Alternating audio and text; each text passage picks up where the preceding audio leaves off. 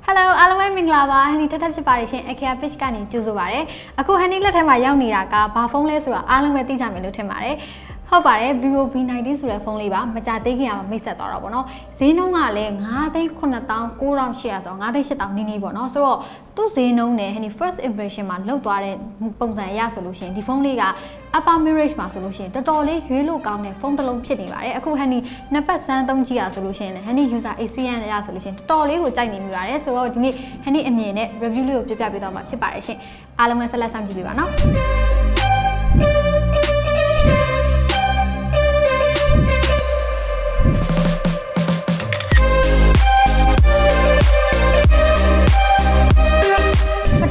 ်ဟန်နီ review ပေးချင်တာကဟန်နီက main ကလေးဆိုတော့ဒီကင်မရာကိုအရင်ဆုံးပြောချင်တယ်ဒီဖုန်းမှာဟန်နီသဘောအကျဆုံးကကင်မရာလို့ပြောလို့ရတယ်အနောက်ကင်မရာရော selfie ကင်မရာရောပေါ့နော်ဆိုတော့ selfie ကင်မရာကဟန်နီ first impression မှာပြောသွားလို့ပဲအရန်ကိုမိုက်တယ်32 megapixel ရဲ့8 megapixel wide angle ကင်မရာပါတယ်ဆိုတော့ wide angle ကင်မရာပါတဲ့အတွက်သူ့ရဲ့အားသာချက်ကဟန်နီတို့ selfie ရိုက်တဲ့အခါမှာအနောက်ကလူတွေအများကြီးပါချင်တာပဲဖြစ်ဖြစ်အနောက်ကနေရှုခင်းနေပါချင်တာပဲဖြစ်ဖြစ်ပေါ့နော်ဟန်နီတို့ selfie စစ်တောင်မလို့တော့ဘူးပြီးရင်လက်ကျိုးလည်းအရှိကြီးထုတ်ပြီးတော့ကြတော့ရိုက်နေစရာမလိုတော့ဘူးဒုက္ခလည်းမများတော့ဘူးပေါ့နော်ပြီးတော့ ultra wide angle နဲ့ရိုက်ထားတဲ့ဓာတ်ပုံ quality တွေကလည်းကျသွားတာမျိုးမရှိဘူးဒီတရားလည်းတော်တော်လေးကောင်းတယ်ပြီးတော့ color saturation တွေလည်းတော်တော်လေးမိုက်တယ်ပေါ့နော်အခုစမ်းရိုက်ကြည့်ထားတဲ့ပုံလေးရှိလို့ရှိရင်သိမှာပါရှင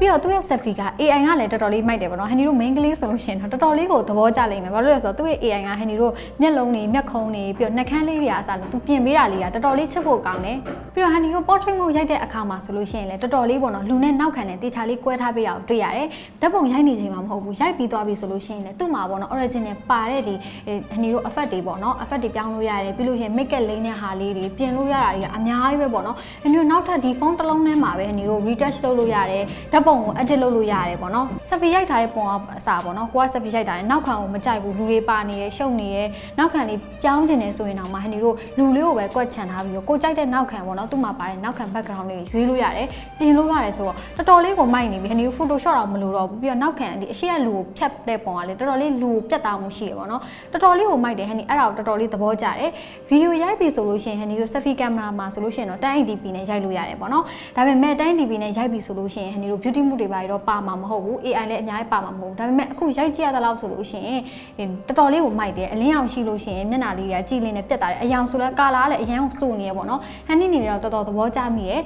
720p နဲ့ရိုက်မယ်ဆိုလို့ရှိရင်တော့ဟန်နီတို့ beauty mode တွေပါထည့်ပြီးတော့ AI နဲ့ပါပြင်လို့ရတယ်ဆိုတော့တော်တော်လေးကိုမိုက်နေပြီအနောက်ကင်မရာကိုလည်းဟန်နီတော်တော်လေးသဘောကျမိတယ်ဖတ်လိုက်ပြီးပြောတာတော့မဟုတ်ဘူးဟန်နီအခုရိုက်ကြည့်ရဲ့ experience အရဆိုလို့ရှိရင်အလင်းအောင်ကောင်းကောင်းပေါ့နော်နေရာအောက်မှာရိုက်ပြီဆိုလို့ရှိရင်ဒီ flash တစ်လုံးလေးပဲညီပါလို့ထင်ရတဲ့ဓာတ်ပုံ quality ကိုရတယ်ဆိုတော့မထင်ရစရာပဲဒီတရားလည်းအရန်ပြတ်သားမှုရှိတယ်လုံးဝကြည်လင်းတယ်ပြတ်သားတယ်ပြီးလို့ရှိရင် dynamic range တွေလည်းကောင်းတယ်ပေါ့နော်နိုင်ပုံမှာရိုက်ပြီဆိုလို့ရှိရင်လည်းဒီတရားအရန်ကြီးကျသွားတာမျိုးမရှိဘူး noise နည်းနည်းထတာမျိုးလေးတွေတော့ရှိတယ်လူရိုက်မယ်ဆိုလို့ရှိရင်တော့အလင်းအောင်အရန်ကြီးမကောင်းတဲ့နေရာမှာဆိုလို့ရှိရင်တော့ဒီတေးကျသွားတာမျိုးတွေ noise တွေနည်းနည်းလေးထတာမျိုးတွေတော့ရှိပေမဲ့ဓာတ်ပုံ quality ကကောင်းနေတော့မယ်ဟန်နီတို့ retouch လေးပြန်လုပ်လိုက်ရင်တော်တော်လေးကောင်းတဲ့ဓာတ်ပုံရမှာဖြစ်ပါတယ်2020မှာမပါမဖြစ် ultra wide angle lens ကဆိုလို့ရှိရင်လည်းဟန်နီတို့ main camera နဲ့တိတ်မကွာဘူးဓာတ်ပုံ quality ကတော်တော်လေးကောင်းတယ် resolution လည်းကောင်းနေတော့မယ်ဒီတေးကလည်းပြတ်သားနေတော့မယ် color လည်းစိုးနေတော့မယ် white တာကလည်းမစိုးဘူးပေါ့နော်သူ white ဖြစ်သွားတဲ့ပုံစံလေးကလည်းဟန်နီတို့ဓာတ်ပုံတွေပါတယ်ရှုကင်းနဲ့ရိုက်မယ်လူတွေအများကြီးနဲ့ရိုက်မယ်ဆိုလို့ရှိရင်တော်တော်လေးကိုအဆင်ပြေတယ်သူ wide angle lens ကလည်းမိုက်တယ်လို့ပြောလို့ရမယ်ပြီးတော့ဟန်နီတော်တော်လေးကြိုက်မိတာကသူ့ရဲ့ macro lens ပေါ့နော် macro lens နဲ့ဟန်နီတို့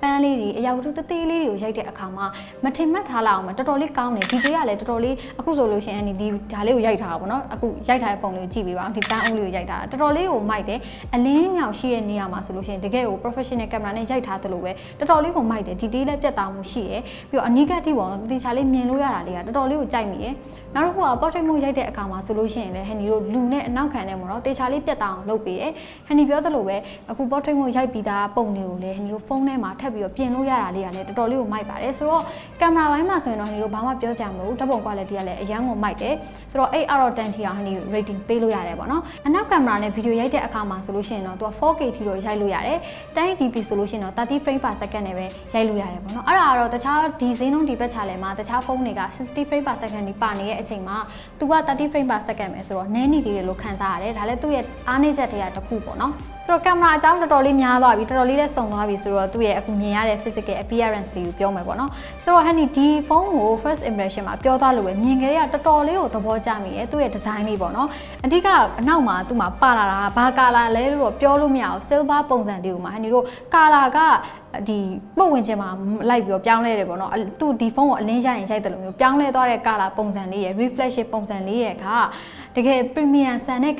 ခံစားချက်ပေါ့နော် premium ဖုန်းတစ်လုံးလိုမျိုးရောက်စီရဲ့အခုမြင်ရတဲ့အတိုင်းပေါ့နော်ဒီဇိုင်းလေးက9သိန်းကျော်6သိန်းနဲ့ဖုန်းတစ်လုံးလုံးမထင်ရလောက်အောင်ပဲသူ့ရဲ့ဒီဇိုင်းလေးက premium ဆန်တယ်လို့ဟိနေခံစားရတယ်ကင်မရာတက်ဆင်ထားတဲ့ပုံလေးကလည်းတော်တော်လေးကိုမိုက်တယ် standing ဖြစ်တဲ့ပုံစံမှာရှိရပေါ့နော်ပြီးတော့သူက curve ပုံစံဖြစ်သွားတယ်ပြီးတော့လက်ထဲမှာကန်ရတာဆိုလို့ရှိရင်လည်းကြစ်လေးရှိတယ်ဟိကန်သုံးလာတာတော်တော်လေးကိုကြာပြီဟိလက်ထဲမှာကန်ရတာအရန်ကိုအဆင်ပြေတယ် sleek လည်းဖြစ်တယ်ပေါ့နော်ကန်ရတာ compact တော်တော်လေးဖြစ်တယ်လို့ခံစားရတယ်နောက်တစ်ခုကတော့ display က 6.44 inches ကိုမှ 1080p ပေါ့နော် HD+ display နဲ့လာတယ်Super AMOLED display ဆိုတာဟိုတို့ဘာမှပြောစရာမလိုဘူး color saturation နဲ့ကောင်းတယ် brightness လည်းတော်တော်လေးကိုကောင်းတယ်အရန်ကိုလင်းတဲ့နေအောင်ကြီးအောက်မှာနေတော့သုံးတာတော့မှတော်တော်လေးဒီဖုန်းကမြင်နေရသေးတယ်ဆိုတော့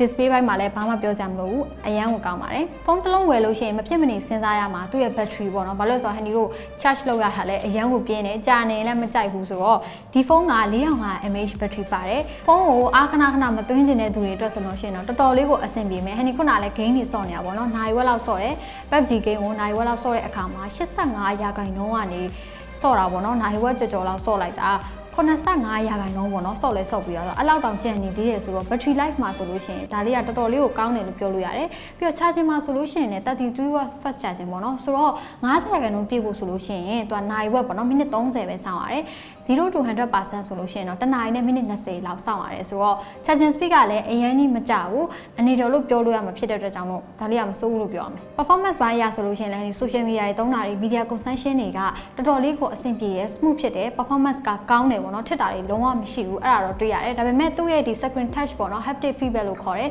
screen ကို touch လုပ်တဲ့အခါမှာသူ response လုပ်တဲ့ပုံစံကနည်းနည်းလေးတော့နှင်းနေရလို့ခံစားရတယ်အဲ့ဒါတော့ဟိုတိတ်သဘောမကျမိဘူးပေါ့နော်ဘာလို့လဲဆိုတော့ဒီဈေးနှုန်းဒီပတ်ချာလေးမှာအဲ့ထပ်ပို့ပြီးတော့မြန်နေတယ်လို့ဟိနေနဲ့ထင်တယ်Vivo V19 ရဲ့ speaker မှာဆိုလို့ရှိရင်တော်တော်လေးကျယ်တာကိုတွေ့ရတယ်ဒီဈေးနှုန်းဒီပတ်ချာလေးမှာဟန်ဒီသုံးမှုတဲ့တခြားဖုန်းတွေထက်စားလို့ရှိရင်သူကတော်တော်လေးကိုကျယ်တယ်လို့ပြောလို့ရတယ် stereo speaker မဟုတ်ပေမဲ့ပေါ့နော်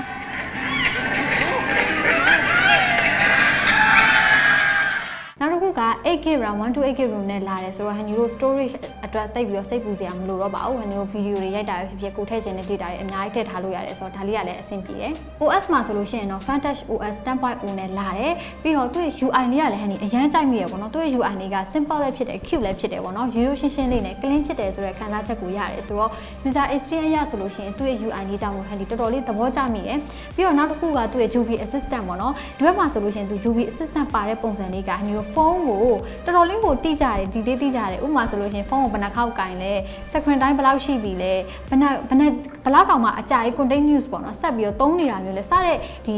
detail ကိုသုံးပြောပြတယ်ပေါ့နော် digital well-being အနေနဲ့ပြီးလို့ရှိရင်ဟိုတို့ water drink reminder လိုမျိုးရေဘယ်လောက်တောက်ပေးပါဆိုတာမျိုးကိုလုပ်ပေးတဲ့ဟာတွေကပါတယ်ပေါ့နော်ဆိုတော့ application တွေထပ်ပြီးတော့ထည့်စရာမလိုတော့ဘူးကိုယ့်ရဲ့ lifestyle နဲ့ digital well-being ကိုသူကတေချာလေး view site ပေးတဲ့ပုံစံမျိုးဖြစ်နေတယ်ပြီးလို့ရှိရင်ကိုကဒီတစ်ပတ်မှာတော့ဘယ်လိုမျိုးပွဲတွေရှိရဲစသဖြင့်ပေါ့နော်ဟိုတို့ Google Calendar မှာမှတ်ထားတဲ့ဟာလေးတွေကိုသူကပြပေးနေတာမျိုးတွေပြီးတော့အဓိကအရေးကြီးတဲ့ app လေးတွေစသဖြင့်ပေါ့နော်ပြီးတော့ရာသီဥတုတွေပြီးတော့နောက်ဆုံးက calculator ပါဒီဘက်ပြင်မှာတစ်ခါလေး shortcut အနေနဲ့ပါထားပြီးသားဆိုတော့ဟိုတို့သူ့ရဲ့ UV assistant တွေကိုတွားလိုက်တာနဲ့ကိုယ့်ရဲ့နေ့စဉ် lifestyle မှာတကယ်ကိုအရေးကြီးတဲ့အရာတွေကိုခင်ဗျားတို့မြင်နိုင်မှာဖြစ်တယ်သူ့ရဲ့ security ဘိုင်းမှာဆိုလို့ရှိရင်တော့ fingerprint ရဲ့ face and layer ဆိုပြီးပါတယ် Honey first impression မှာပြောသွားသလိုပဲနှစ်ခုလုံးကဘာမှပြောစရာမရှိဘူး fingerprint ကလည်းတော်တော်လေးကိုမြန်တယ် face and lock ကလည်းတစ်ခါတလေအမောင်ထဲမှာဆိုလို့ရှိရင်တော့မဖွင့်လို့ရနေသေးတယ်ပေါ့နော်ဆိုတော့ Honey ဒီဗီဒီယိုတစ်ခုလုံးမှာအရန်သဘောကျနေတာတွေအရန်အဆင်ပြေပါတယ်တွေပဲပြောသွားတာပေါ့နော် sponsor ရလို့လားလို့မေးတဲ့သူတွေဒါမှမဟုတ်အရန်ကောင်းတာတွေပဲကြိုက်တာတွေပဲရှိနေလို့ပြောတဲ့သူတွေရှိရပေါ့နော်ဆိုတော့ဒါပေမဲ့ Honey တကယ်သုံးရှိတဲ့အခါမှာဒါနှစ်ပတ်ကျော်သုံးပတ်တစ်လနီးပါးသုံးတဲ့အခါမှာတကယ်အဆင်ပြေတယ် user experience လည်းတကယ်အဆင်ပြေလို့ Honey ပြောရတာဖြစ်ပါတယ်ဆိုတော့ Honey အတွက်အဆင်မပြေတာလေးတစ်ခုကတော့ဒီဟာလေးကနည်းနည်းလေးဖုန်းကလေးတယ်ဒါကလည်းသူ့ရဲ့ဒီ battery 4500 mAh ချောင်းလို့ပဲပြောလို့ရတယ်နောက်တစ်ခုကအနောက်ကလက်ဖွေရာကြီးဒီဇိုင်းလေးလှတယ်ဆိုမှပေါ့နော်လက်ဖွေရာကြီးအရင်ကြီးထင်လွယ်တာကြီးက ပြင်တုတ်လို့လည်းမရဘူးဟန်နီတစ်ရှူနဲ့တုတ်တယ်အဝတ်နဲ့တုတ်တယ်တော်တော်လေးတော်တော်တောင်းတအောင်မပြောင်းဘူးပေါ့နော်မိကုံချုပ်အနေနဲ့ပြောရမယ်ဆိုလို့ရှိရင်ဒီ Vivo V19 ဆိုတဲ့ဖုန်းလေးက price to performance ratio မှာတော်တော်လေးကိုကိုက်တယ်လို့ပြောလို့ရတယ်သူ့မှာပါလာတဲ့ကင်မရာရယ်ပြီးတော့ battery life ပေါ့နော်အရန်ကိုကြာတဲ့ battery life ရယ်ပြီးတော့ super AMOLED display နဲ့တင်ကိုပေးရတဲ့စီကတက်နေပြီးတော့ဟန်နီအနေနဲ့ခံစားရတယ် user experience အရမှာဆိုလို့ရှိရင်လည်း6သိန်းလောက်ပေးလိုက်ရတဲ့ဒီဈေးနှုန်းနဲ့ဆိုလို့ရှိရင်ဝယ်ရတာတန်တယ်လို့ပြောရမှာပေါ့နော်ကင်မရာနဲ့ဟန်ဒီတော်တော်လေးသဘောကျနေမိပြီဆိုတော့သူ့မှာလည်း gaming performance အရာနည်းနည်းလေးရော့သွားတာမျိုးတော့ရှိနေရပေါ့နော်ဒါပေမဲ့လည်းတခြားနေရာတွေမှာသူအားပေးထားတာမျိုးတွေရှိရအားစိုက်ထည့်ထားတာမျိုးတွေရှိရပေါ့နော်ဆိုတော့ဒီဖုန်းလေးကဘာဖြစ်ဒီ upper mid-range ထဲမှာဆိုလို့ရှိရင်တကယ်ကိုရွေးချယ်စရာကောင်းတဲ့ဖုန်းတစ်လုံးဖြစ်တယ် V series ထဲမှာဆိုလို့ရှိရင်တော့ဒါလေးကတော်တော်လေးကိုအဆင်ပြေတယ်ဈေးကလည်းတော်တော်လေးသင့်မြတ်တာမှုရှိရလို့ခဏနေနဲ့ထင်ပါတယ်ဆိုတော့ဒီဖုန်းနဲ့ပတ်သက်ပြီးတော့